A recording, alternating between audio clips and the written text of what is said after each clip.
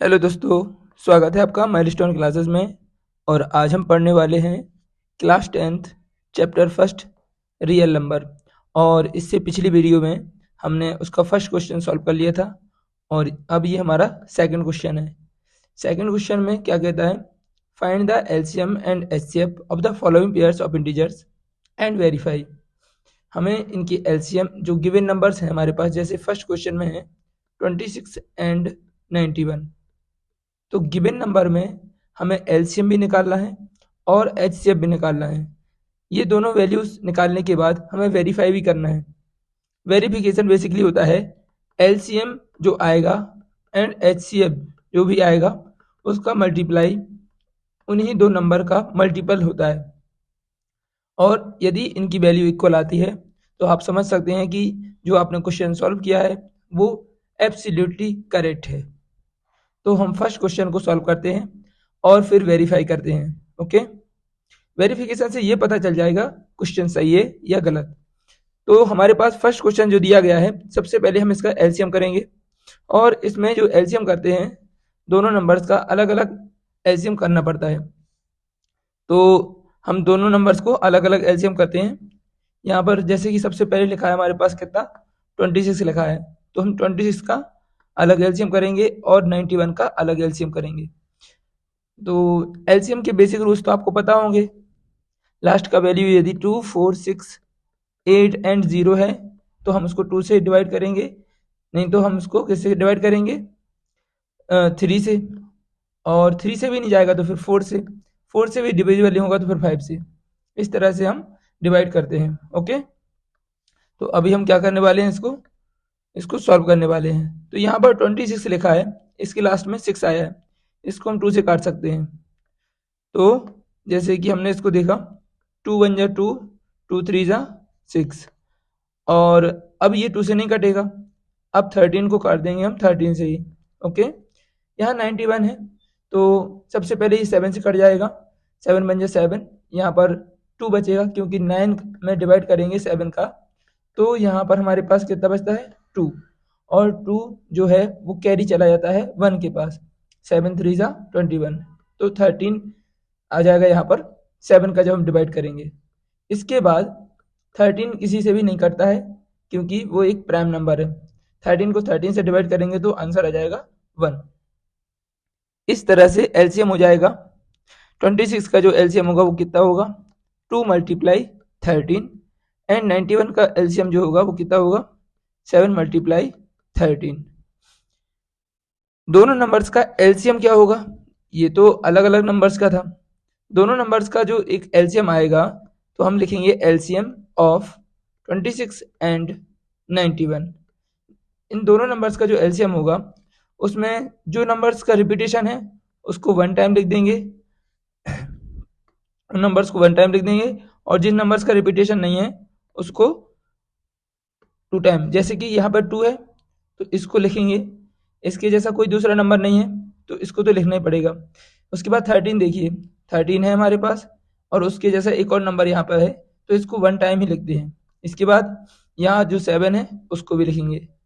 इस तरह से ये हो जाएगा इसका एलसीएम, 13 2 जा 26, 26 और मल्टीप्लाई 7 कितना हो जाएगा 7 6 जा 42, कैरी 4, 7 2 जा 14 और 4 18। तो एलसीएम जो होगा इन नंबर्स का वो 182 हो जाएगा। एलसीएम होने के बाद हम देखते हैं एचसीएफ। तो एचसीएफ क्या होता है, एचसीएफ होता है ऐसा नंबर जो दोनों नंबर्स में जैसे 26 और 91 में पाया जाता है। जैसे हमारे यहाँ पे 13 लिखा है तो 13 इनका एचसीएफ हो जाएगा, क्योंकि एचसीएफ का मतलब ही होता है हाईएस्ट कॉमन फैक्टर, यानी कि वो नंबर्स जो दोनों में कॉमन होते हैं उन्हीं को हम एचसीएफ बोल सकते हैं। तो हमारे पास दोनों के दोनों नंबर आ गए हैं, एलसीएम भी आ गया है और एलसीएम भी आ गया है एंड एचसीएफ भी आ गया है।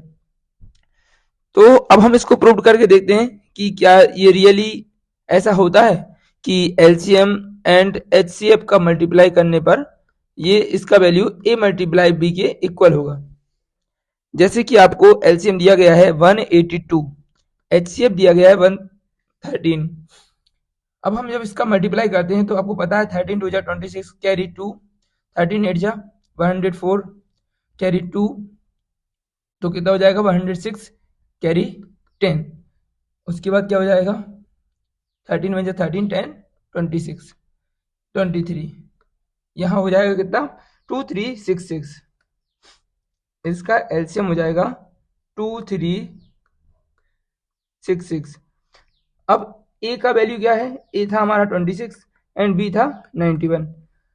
91 का मल्टीप्लाई जब इसमें करेंगे तो भी 2366 ही आएगा।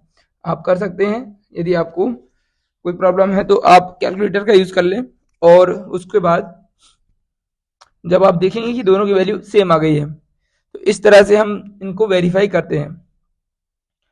अगर इनका वैल्यू सेम नहीं आता है तो ये मान के चलिए आप कि आपने जो एलसीएम एंड एचसीएफ किया है उसमें कहीं ना कहीं गलती है। अगर आप सही सही करते हैं तो आपका एलसीएम एंड एचसीएफ करेक्ट आएगा एब्सोल्युटली। अब आते हैं सेकंड क्वेश्चन पर, जो कि है हमारा 510 एंड 92। सेकंड क्वेश्चन हमारा है 510 एंड 92। 510 को अलग एलसीएम करेंगे एंड 92 का अलग एलसीएम करेंगे। ये 2 से कट जाएगा, 2 2 जा 4, 2 5 जा 10, 2 5 जा 10।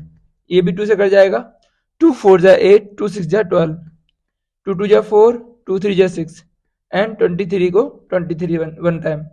इसके बाद क्या करेंगे हम,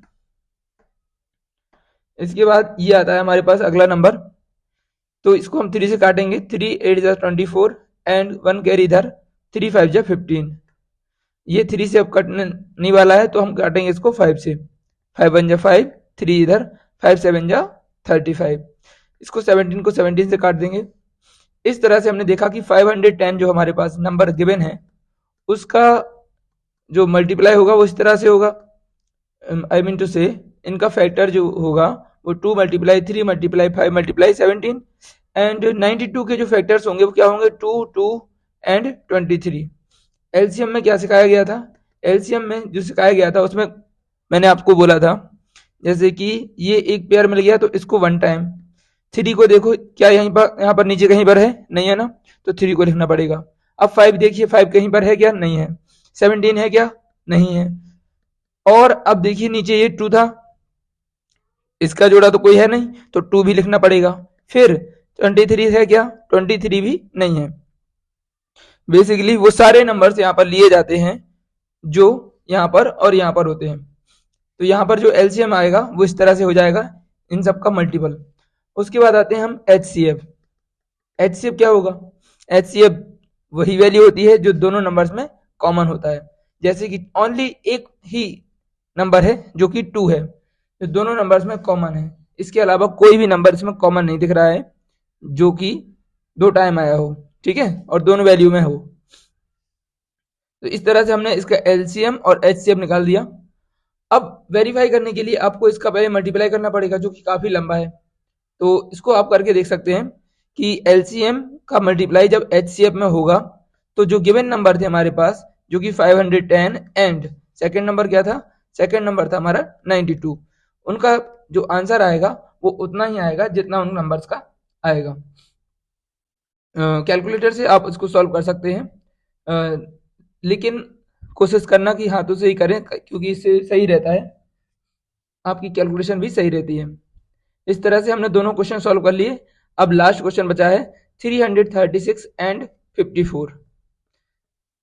लास्ट क्वेश्चन है थर्ड वाला 336 एंड 54। इसको भी हम प्रूव करके देखते हैं। 336 को सबसे पहले अलग अलग एलसीएम करेंगे और उसके बाद हम इसको प्रूव करेंगे। इसमें सबसे पहले 2 से डिवाइड जाएगा क्योंकि लास्ट में 6 है। 2 1 जा 2, 2 6 जा 12 एंड 2 8 जा 16। इस नंबर में भी 2 2 जा 4, 2 7 जा 14। आपको पता होगा 27 जो है हमारा वो 3 से कट जाता है, तो इसको हम 3 से काट देंगे इजीली इस तरह से। 3 9 जा 27, 3 3 जा 9 एंड 3 1 जा 3। इसको अभी भी 2 से कटना है। 2 8 जा 16 एंड 2 4 जा 8। फिर 2 से कट जाएगा, 2 4 जा 8 एंड 2 2 जा 4, 2 2 जा 4, 2 1 जा 2, 3 7 जा 21 एंड 7 1 जा 7।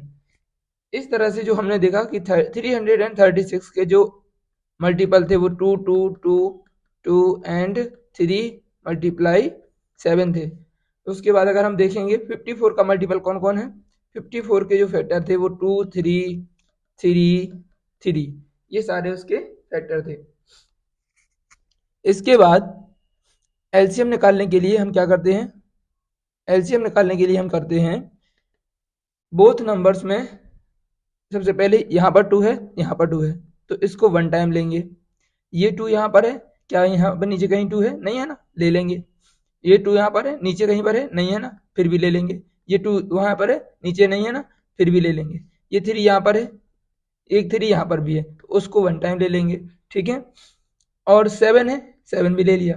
नीचे देखा हमने ये 3 था और ये 3 था, इनका कोई भी पेयर हमें नहीं मिला, तो इनको हम एज इट इज लिख देंगे। जिनका पेयर्स मिलता है उनको 1 टाइम लिखते हैं, जिनका पेयर्स नहीं मिलता है उनको पूरा पूरा लिख देते हैं। ये हो गया इसका एलसीएम। 2 2 जा 4, 4 2 जा 8, 8 2 जा 16, 16 3 जा 48, 48 मल्टीप्लाई 3 3 जा 9, 9 7 जा 63। इसका मल्टीप्लाई कर लेंगे अपन तो हमें करेक्टली एलसीएम मिल जाएगा। अब आते हैं एचसीएफ। एचसीएफ क्या होता है, एचसीएफ होता है दोनों की दोनों वैल्यूज में कौन सा वैल्यू हमें कॉमन मिला है, यानी कि 2 1 2 था एंड 3 था। इस तरह से एचसीएफ हो जाएगा इसका 6।